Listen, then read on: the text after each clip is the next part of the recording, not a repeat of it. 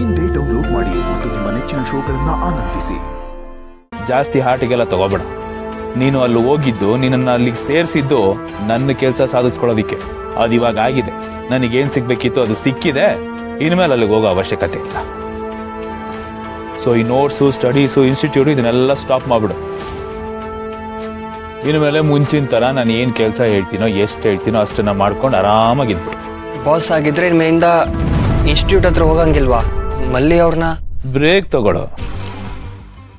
ನಾನು ಸ್ವಲ್ಪ ಯೋಚನೆ ಮಾಡಿ ನೆಕ್ಸ್ಟ್ ಏನು ಮಾಡಬೇಕು, ಹೇಗೆ ಮಾಡಬೇಕು, ಇದನ್ನು ಹೆಂಗೆ ಟೇಕ್ ಆಫ್ ಮಾಡಬೇಕು ಅಂತ ಹೇಳ್ತೀನಿ. ಅಲ್ಲಿವರೆಗೂ ನೀನು ಗುಡ್ ಬಾಯ್ ಥರ ಆರಾಮಾಗಿರು, ಟೆನ್ಷನ್ ತಗೋ.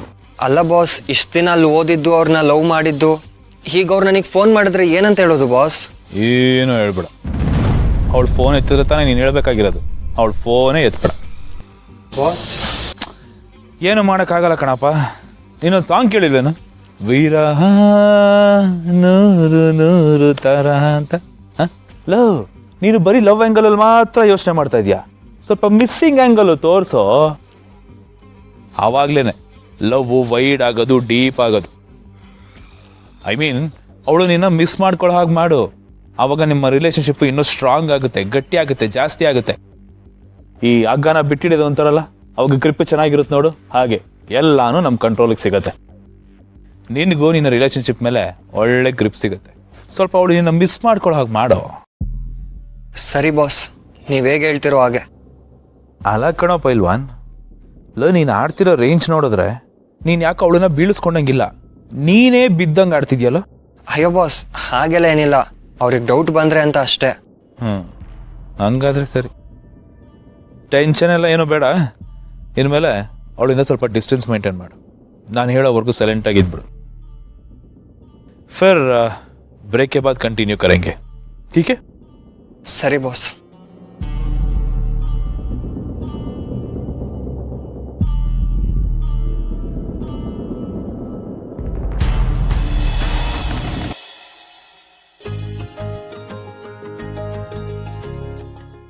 ಹಾಯ್ ಗೆಳೆಯ. ಹಾಯ್. ಸಾರಿ ಕಣ, ತುಂಬಾ ಹೊತ್ತಾಯ್ತಾ? ಇಲ್ಲ, ಈಗ ಬಂದು ಏನು ಇಲ್ಲಿ ಕರ್ಕೊಂಡು ಹೋಗ್ತಾ ಇದ್ಯಾ? ನಾನು ಹೊಸದಾಗಿ ಬಿಸ್ನೆಸ್ ಶುರು ಮಾಡ್ತೀನಿ ಅಂತ ಹೇಳಿದ್ನಲ್ಲಪ್ಪ, ಅದಕ್ಕೆ ನಾನು ನೋಡ್ರ ಆಫೀಸ್ ಸ್ಪೇಸ್ ಇದು.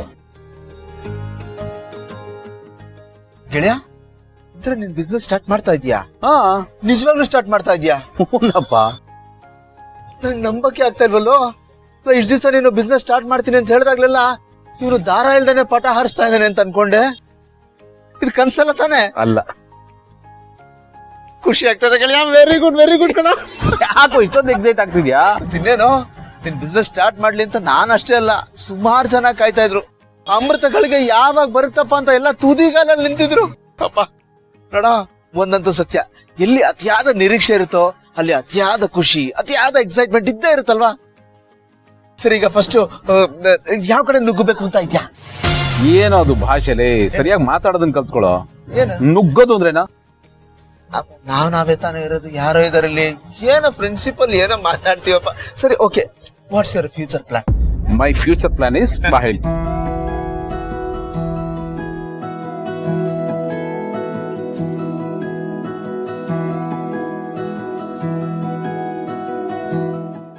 ಹೇಗಿದೆ ನನ್ನ stock broking business idea? As usual fantastic ಹೇಳಿ, ಸೂಪರ್ ಕಣ. ಆದ್ರೆ ಅದಕ್ಕೆ ಸಿಕ್ಕಾಪಟ್ಟ ಇನ್ವೆಸ್ಟ್ಮೆಂಟ್ ಬೇಕಲ್ವೇನೋ? Of course. ಈಗ ನಾವಿರೋ ಪರಿಸ್ಥಿತಿಲಿ ತುಂಬಾ ಚಾಲೆಂಜಸ್ ಇದೆ ಅಂತ ಅನಿಸ್ತಾ ಇದೆ. ಯಾವ ಬಿಸ್ನೆಸ್ ಅಲ್ಲಿ ಚಾಲೆಂಜಸ್ ಇರಲ್ಲ ಹೇಳಪ್ಪ, ಎಲ್ಲದರಲ್ಲೂ ಇದ್ದಿದ್ದೆ. ಚಾಲೆಂಜಸ್ನ ನಾವು ಆಪರ್ಚುನಿಟೀಸ್ ಅಂತ ಅನ್ಕೊಂಡ್ರೆ ಆಪರ್ಚುನಿಟೀಸ್, ರಿಸ್ಕ್ ಅನ್ಕೊಂಡ್ರೆ ರಿಸ್ಕ್. ನಾನು ಇದನ್ನ ಆಪರ್ಚುನಿಟಿ ಅನ್ಕೋತೀನಪ್ಪ. ಅದು ಕರೆಕ್ಟ್. ನೀರ್ ಬೇಕು ಅಂದ್ರೆ ನಾವು ಬಾವಿ ತೋಡ್ಲೇಬೇಕು. ಮತ್ತೆ ಇಲ್ಲ ಮಳೆ ಬರ್ಲಿ ಅಂತ ಕಾಯ್ಕೊಂಡಿದ್ರೆ ಆಕಾಶ ನೋಡ್ತಾ ಇರ್ಬೇಕು. ಅಷ್ಟಲ್ಲಿ ಬಕೆಟ್ ತೂತಾಗೋಗಿರುತ್ತೆ, ನಾವು ಟಿಕೆಟ್ ತಗೊಂಡ್ಬಿಟ್ಟಿರ್ತೀವಿ. ಕೆಲಸ ಮಾಡೋಣ, ನಮ್ಮ ಹಳೆ ಇನ್ವೆಸ್ಟರ್ಸ್ ನ ಕಾಂಟ್ಯಾಕ್ಟ್ ಮಾಡೋಣ. ಇನ್ಫ್ಯಾಕ್ಟ್ ನಾನು ಮಹೇಂದ್ರ ಗ್ರೂಪ್ ಆಫ್ ಕಂಪನೀಸ್ ಅವ್ರಿಗೆ ಫೋನ್ ಮಾಡಿದ್ದೆ. ಅವರು ಇನ್ವೆಸ್ಟ್ ಮಾಡಕ್ಕೆ ಒಪ್ಕೊಂಡಿದ್ದಾರೆ. ಅಂಡ್ ಅವ್ರದ್ದೇ ಆಫೀಸ್ ಸ್ಪೇಸ್ ಅವ್ರದ್ದು ಇದು. ಪ್ರಪಂಚದಲ್ಲಿ ಬೇರೆ ಯಾರು ಸಿಗ್ಲಿಲ್ವೇನೋ ಅವನ್ ಸವಾಸ ಮಾಡಿದ್ಯಾ? ಯಾಕೋ? ಮೊದ್ಲೇ ಅವ್ನು ನಮ್ಮ ರೈವಲ್ ಅಲ್ವೇನೋ. ಇವತ್ತು ಆಫೀಸ್ ಕೊಟ್ಟಿದ್ದಾನೆ, ನಾಳೆ ದಿವಸ ಶೇರ್ಸ್ ಕೇಳ್ತಾನೆ, ಆಮೇಲೆ ಪಾರ್ಟ್ನರ್ ಆಗ್ತೀನಿ ಅಂತ ಏನು ಮಾಡೋದು? ನೋಡೋಣಂದ ಎಲ್ಲಾರನ್ನೂ ಒಂದೇ ದೃಷ್ಟಿ ನೋಡ್ಬಾರ್ದು. ಅವನು ನಾನು ಹಿಂದೆ ಬಿಸ್ನೆಸ್ ಮಾಡ್ತಾ ಇದ್ದಲ್ಲ, ಅದಕ್ಕೆ ರೈವಲ್ ಆಗಿದ್ದ ಅಷ್ಟೇ. ಪರ್ಸನಲಿ ನನಗೂ ಅವನಿಗೂ ಏನೂ ಇರಲಿಲ್ಲ ಕಣ. ನಾನು ಇಷ್ಟು ವರ್ಷ ಆಯಿತು ಬಿಸ್ನೆಸ್ ಬಿಟ್ಟು, ಆದರೂ ನನಗೆ ಪರ್ಸ್ನಲಿ ಟಚಲ್ಲಿ ಇದ್ದಾವೆ. ಒಂದು ತಿಳ್ಕೊಳ್ಳೋ, ರಾಜಕಾರಣದಲ್ಲಿ ಮತ್ತು ಬಿಸ್ನೆಸ್ಸಲ್ಲಿ ಯಾರು ಪರ್ಮನೆಂಟ್ ಫ್ರೆಂಡ್ಸು ಅಲ್ಲ, ಪರ್ಮನೆಂಟ್ ರೈವಲ್ಸು ಅಲ್ಲ. ಆ ಕ್ಷಣಕ್ಕೆ ಯಾವ್ದು ಒಳ್ಳೇದೋ ಅಷ್ಟೇ ಸತ್ಯ. ಅದು ಅಲ್ಲದೆ ಈಗ ಅವ್ನ ಲೈನ್ ಆಫ್ ಬಿಸ್ನೆಸ್ ಬೇರೆ, ನನ್ನ ಲೈನ್ ಆಫ್ ಬಿಸ್ನೆಸ್ ಬೇರೆ. ಅವ್ನು ಹೆಂಗೋ ನಂಗೆ ರೈವಲ್ ಆಗೋಕ್ಕೆ ಸಾಧ್ಯ? ಯೋಚನೆ ಮಾಡು. ಹಾಗಂತೀಯ? ತಲೆ ಕೆಡಿಸ್ಕೊಬೇಡ, ಆಫೀಸ್ ತೋರಿಸ್ತೀನಿ.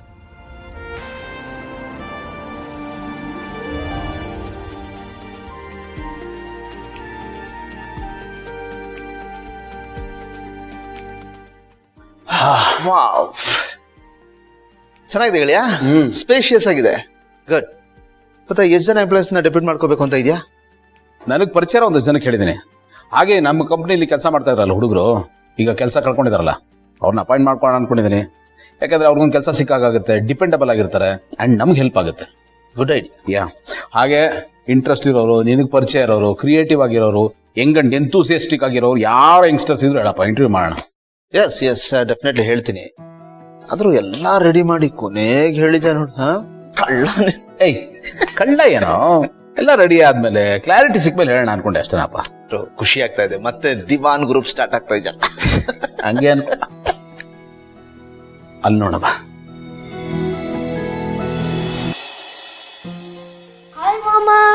ಮಂದಾಕಿನಿ, ಮೊಮ್ಮಕ್ಕಳು ಬಂದ್ರು, ಕುಡಿಯಕ್ಕೆ ತಿನ್ನಕ್ಕೆ ಏನಾರು ತಗೊಂಡ್ ಬಾ. ತಂದೆ, ನಾನು ಮಕ್ಕಳಿಗೆ ಕಾಯ್ತಾ ಇದ್ದೆ.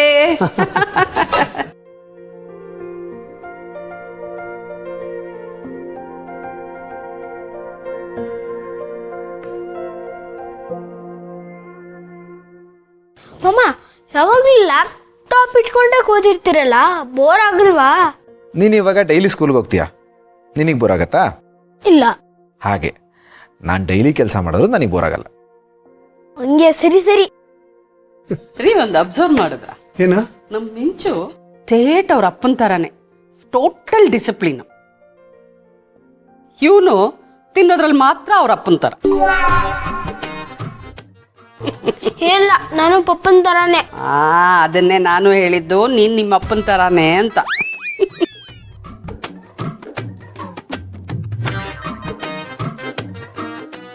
ಸರಿ, ಈಗ ಸ್ನ್ಯಾಕ್ಸ್ಗೆ ಏನ್ ತಿಂತೀರಾ ಹೇಳಿ? ನಿಮ್ಮಿಬ್ರಿಗೂ ಏನೇನ್ ಇಷ್ಟನೋ ಅದನ್ನೇ ಮಾಡ್ತೀನಿ. ಅಮ್ಮಮ್ಮ, ಏನ್ ಬೇಕಾದ್ರೂ ಮಾಡಿ ತಿಂತೀನಿ. ಅಮ್ಮಮ್ಮ, ಏನಾದ್ರೂ ಕೊಡಿ, ಅವ್ನು ತಿಂತಾನೆ. ಅವ್ನ ಹೊಟ್ಟೆ ನೋಡಿದ್ರೆ ಗೊತ್ತಾಗಲ್ವಾ? ನೋಡಿ ತತ್ತ, ಹೆಂಗ್ ಟೀಸ್ ಮಾಡ್ತಾಳೆ. ಇರ್ಲಿ ಬಿಡ, ಏನೋ ತಮಾಷೆಗೆ ರೇಗಿಸ್ತಾಳೆ. ಎಷ್ಟೇ ಆದ್ರೂ ನಿಮ್ಮ ಅಕ್ಕ ಅಲ್ವೇನೋ? ಹೌದಪ್ಪ, ಇಷ್ಟು ಚಿಕ್ಕ ವಿಷಯಕ್ಕೆಲ್ಲ ಇಷ್ಟು ಸೀರಿಯಸ್ ಆಗಬಾರ್ದು, ಸ್ಪೋರ್ಟಿವ್ ಆಗಿ ತಗೋಬೇಕು. ಓಕೆನಾ? ಸ್ಮೈಲ್, ಹಾಲ್ ಕುಡಿ. ಸರಿ, ಈಗ ನಿಮ್ಮಿಬ್ರಿಗೂ ಏನೇನು ಇಷ್ಟನೋ ಅಷ್ಟು ಸ್ನ್ಯಾಕ್ಸ್ ಮಾಡ್ತೀನಿ. ಓಕೆನಾ? ಹ್ಯಾಪಿನಾ?